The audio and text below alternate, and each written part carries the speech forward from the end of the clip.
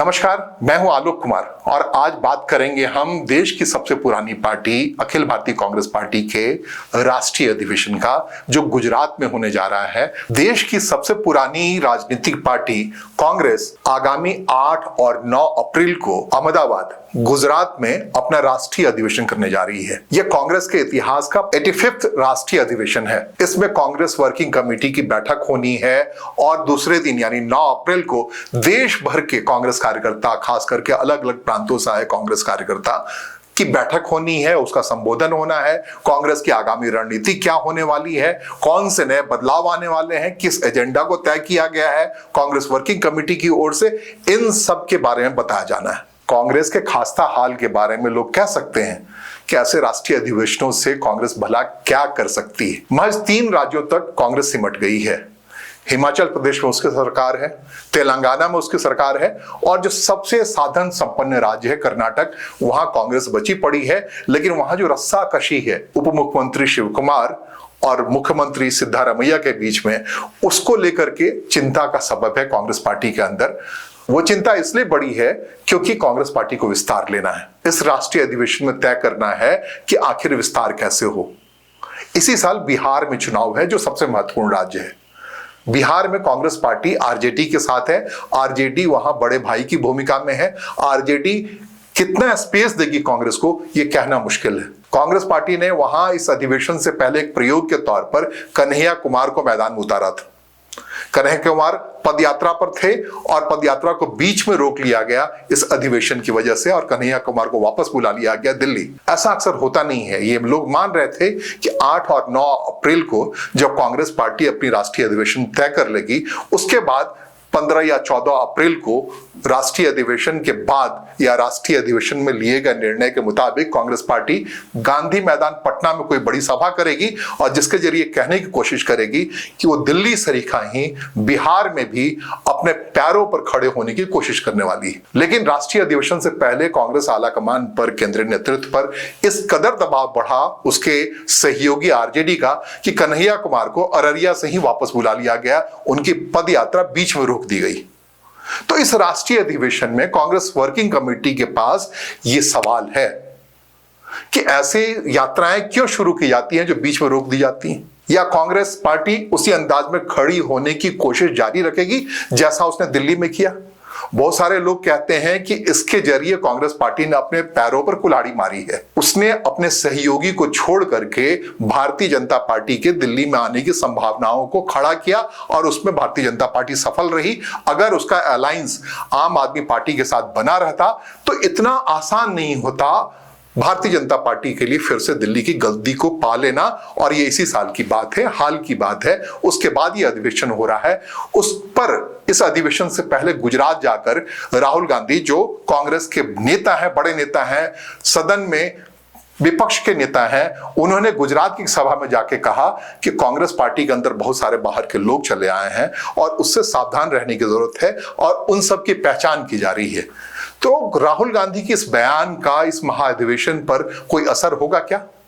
क्या वास्तव में कांग्रेस पार्टी इतनी सक्षम हो जाएगी कि उसको जो उतार के रास्ते पे ले जा रहे हैं लोग या जो नीतियां, उसका रिव्यू किया जाएगा और उसको सबलता से जो उतार के रास्ते पर ले जाने वाले लोग हैं उनकी पहचान करके उनको हटाया जाएगा, उनके मुख्य धारा से दूर किया जाएगा और वो नीतियां जिसके जरिए कांग्रेस पार्टी ढलान पर है उसको तत्काल बदला जाएगा। राष्ट्रीय अधिवेशन में क्या यह संभव है? लोग कहते हैं कि कांग्रेस का राष्ट्रीय अधिवेशन बहुत महत्वपूर्ण होता है, उसमें सबकी राय ली जाती है, वर्किंग कमेटी उसके तैयारी में काफी समय से लग जाती है और वर्किंग कमेटी के मेंबर्स सक्षम होते हैं अपनी अपनी राय रखने की। लेकिन राय पर क्या होगा, उस अधिवेशन के फैसले के किस हिस्से को लागू किया जाएगा, यह सब कुछ निर्भर करता है। जो कांग्रेस पार्टी की सबसे बड़ी कमजोरी है, गांधी परिवार पर, सोनिया गांधी पर, राहुल गांधी पर, प्रियंका गांधी पर। राष्ट्रीय अधिवेशन छत्तीसगढ़ में इससे पहले हुआ था 2022 में। तब वहां सरकार थी कांग्रेस पार्टी की और उस अधिवेशन में जो कुछ भी तय हुआ था उसका इंप्लीमेंटेशन नहीं हुआ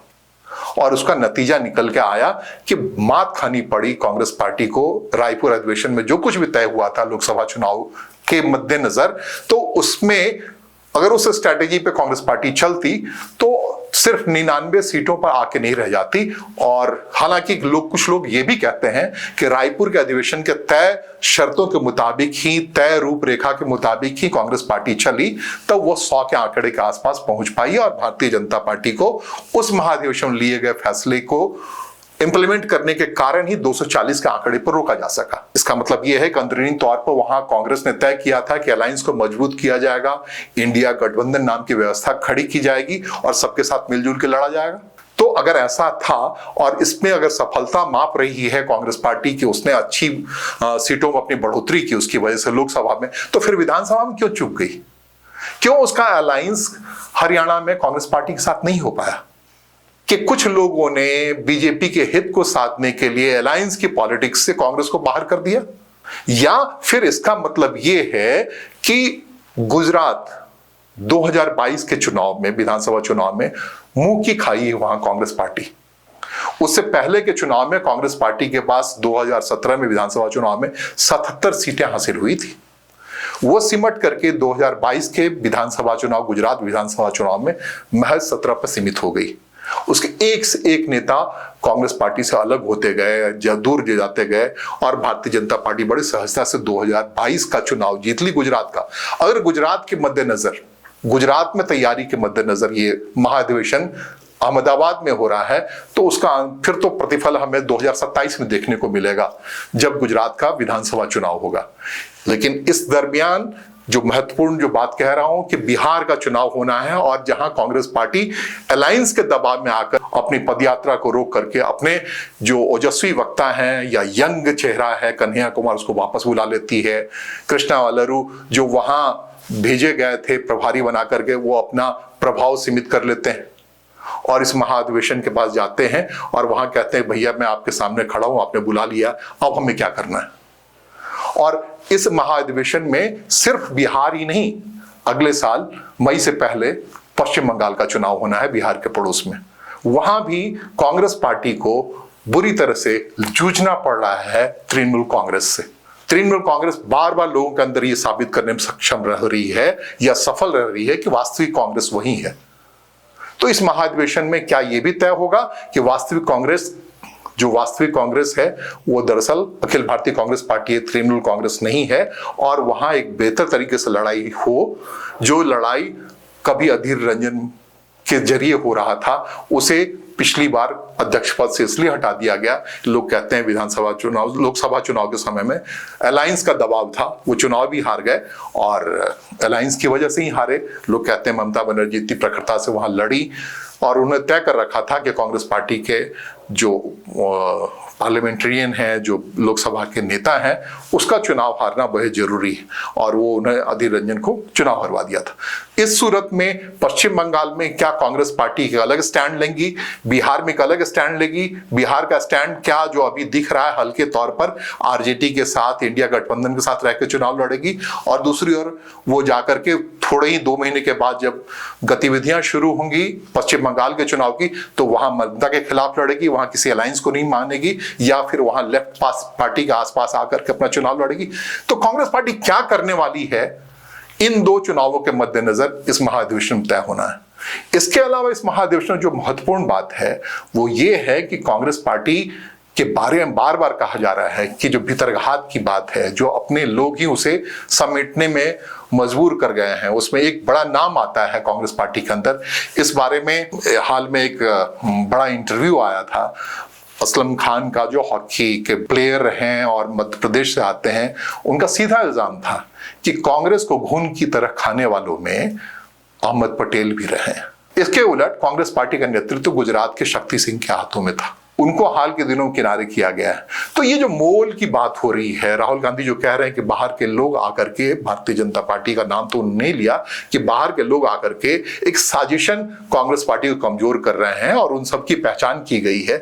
तो क्या किनकी पहचान की गई है और जिनकी पहचान हुई है क्या उन सबको हटाया जाएगा, उन सबको निकाला जाएगा? ये सब कुछ तय होना है। कांग्रेस पार्टी के नए रंग, नए कलेवर की बात होनी है। उसमें यह भी बात होनी है कि क्या प्रखरता से आगे आया जाए, पूरा फ्रेश कर दिया जाए कांग्रेस पार्टी को, या जैसे चल रहा है वैसे ही चलने में। इसमें बहुत महत्वपूर्ण है कि जब पार्लियामेंट में बहस हो रहा था, बिल पे बहस हो रही थी, प्रियंका गांधी जैसे मशहूर हस्ती सदन से गायब थी। राहुल गांधी ने अपना वक्तव्य नहीं रखा। तो ये जो कमजोरियां हैं कांग्रेस पार्टी के अंदर, लाइटली पॉलिटिक्स करने की, अनमनस ढंग से पॉलिटिक्स करने की, वो जारी रहेगी या कोई बड़ा बदलाव आएगा, कोई तब्दीली आएगी, ये देखना है। हालांकि इस राष्ट्रीय अधिवेशन में कांग्रेस अध्यक्ष चुनने की बात नहीं होनी है, क्योंकि अभी कार्यकाल बाकी है मल्लिकार्जुन खड़गे जी का। बुजुर्ग भले ही हैं, लेकिन ये सब कुछ तय होनी है इस महाधिवेशन में कि कर्नाटक में उसका शासन कैसे चलता रहेगा, तेलंगाना में कैसे चलता रहेगा, सुक्खू हिमाचल प्रदेश में आखिर क्या करेंगे, और हाल के दिनों में जिस ढंग से छत्तीसगढ़ के पूर्व मुख्यमंत्री पर हमलावर है ईडी और बाकी जांचें चल रही हैं, उन सब से कांग्रेस पार्टी खुद को कैसे बचाएगी, और आखिरकार गांधी नेहरू परिवार का, राहुल गांधी का, प्रियंका गांधी का आने वाले दिनों में, आने वाले राजनीति में क्या रोल होना है, ये देखा जाना है। इसलिए जिनको लग रहा है कि ऐसी बैठकों से क्या होना है, उनको खास करके अचंभित कर सकती है कांग्रेस पार्टी। लेकिन कितना अचंभित कर सकती है देखने वाली बात है, क्योंकि प्रधानमंत्री कहते हैं कि राहुल गांधी ही उनके होने की वजह है।